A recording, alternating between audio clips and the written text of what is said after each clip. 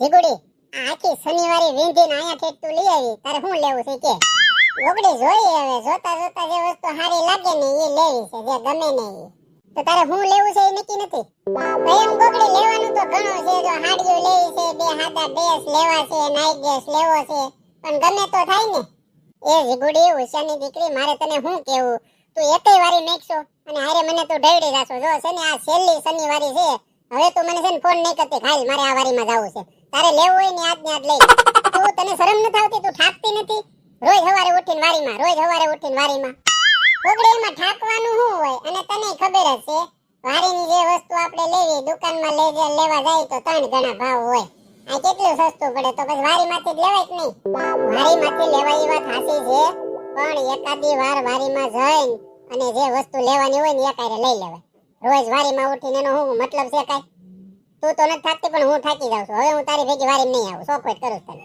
અને એમને જીગુડી તને કાઈ જીગરભાઈ નથી કહેતા તું રોજ વારીમાં આવતો ગોગડી તું કોઈને કહેતી નહીં જીગરને અડધી નો ખબર અઠવાડિયે એક જ વાર હું કહું છું વારીમાં જાઉં છું એમ એટલે તું પાછી દોઢડી થઈને કઈ નહીં દેતી તાર ભાઈને નકર પછી છે ને અમારે બેને બાંધવાનું થાય ને ખોટી મગજમારી થાય એ શરમ વગરની મારે તને હું કેવું હવે સળજવી તને એમ ન ખબર પડી તારો ઘરવાળો છે તો તારે એને બધી વાત કહી દેવી જોઈએ ગોગડી હું બધી વાત કહી જ દઉં છું પણ આ વારીમાં આવું ને એ નથી કહેતી મને ખબર છે હું એમ કહું વારીમાં જાવ એટલે ખીજાય એને વારીને નફરત એ એમ કે વસ્તુ બે ઓછી લેવાની પણ સારી લેવાની અને દુકાનમાંથી લેવાની અને મને હસોડો મેં ન દુકાનવાળા 3 ગણા ભાવ લે એની વસ્તુ અહીં શનિવારે ભાવ સસ્તી મળે ગોગડી કહેતી ને એવો જીગરને કેને તો મારા હામ છે તો તું કેમ તો અમારી ઘરે બાંધવાનું થાય ને અડિયો દડિયો આવી છે તારી ઉપર ભાઈ નહીં કહો હવે અને હવે છે ને તું કાન ખોલીને સાંભળી લેજે ગમે એ વારીમાં તારે જાવ મન ફોન નહીં કરતી હું હવે તારી હારે નહીં આવું આ સોખવટ કરી દઉં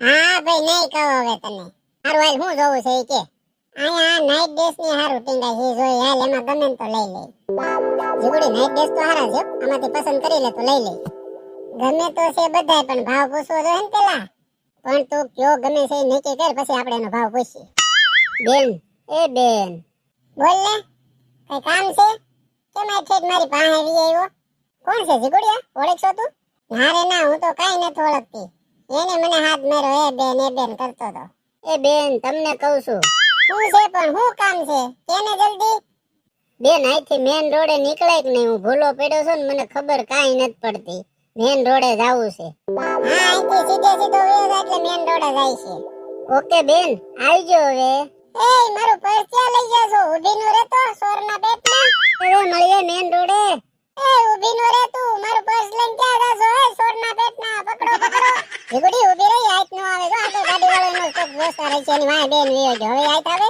પણ ગોગડી મારું પર્સ લઈને વઈ ગયો પૈસા ને બધું એમાં જ હતું તું એમ હાલતી ક્યાં થાશો હવે આઈત નો આવે ગયો તારું પર્સ ને બધું ભીસના પેટનો મારું જ પર્સ લઈને વિયો ગયો ક્યાંથી મેરો ભમરાળો ગોગડી ફટાફટ એની વાય જાય રિક્ષા કરીને હાલ જલ્દી જીગુ નિરાત રાખ હવે ક્યાંય નીકળી ગયા ટુ વ્હીલ ઉપર હતા હવે આઈત આવે હવે ગયો તારું પર્સ કેટલા પૈસા હતા એમાં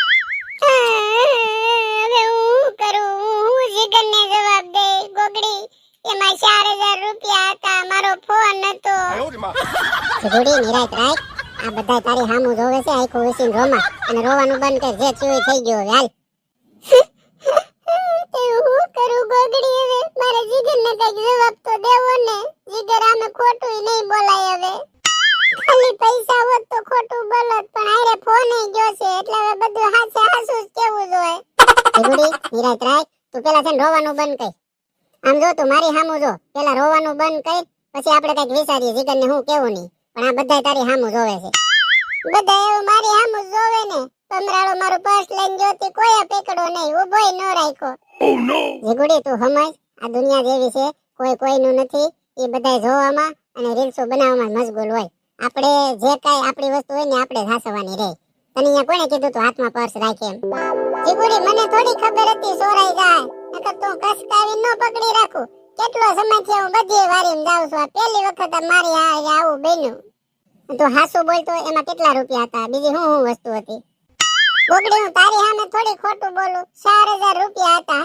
ઉપર 10-20 રૂપિયાનું સિલર જે કાઈ હોય અને ફોન હતો પૈસા તો માંગ્યા મને ફોન ની ઉપાધિ છે 35,000 નો માંડ ફોન જીગરે લઈ દીધો તો હવે મને લઈ નહીં દે મારે હું જીગર ને કેવું ગોગડી જીગો નાની નથી તું, રોવાનું બંધ કર. આ બધા આપણે સામે જોઈને દાંત કાઢે છે. હાલ પેલા આપણે ઘરે જાય.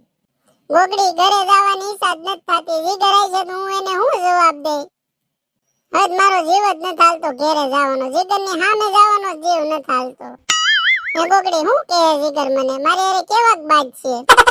તારો ઘરવાળો છે, મને થોડી ખબર હોય તને હું કહે ને કેવો તારી અરે બાજ છે? એક કામ કર ગોગડી, તું છે ને મારી હારે આવી ગઈ અને જીગરને આપણે જે થયું ને બધું હાસે હાસું કહી દે. તું મારી હારે આવે ને તો મને થોડીક હિંમત રહે. હા તો કાઈ નહીં, તું સાની રહી જા. હું તારી હારે આવે અને જીગરભાઈને આપણે બધું કહી દેવું.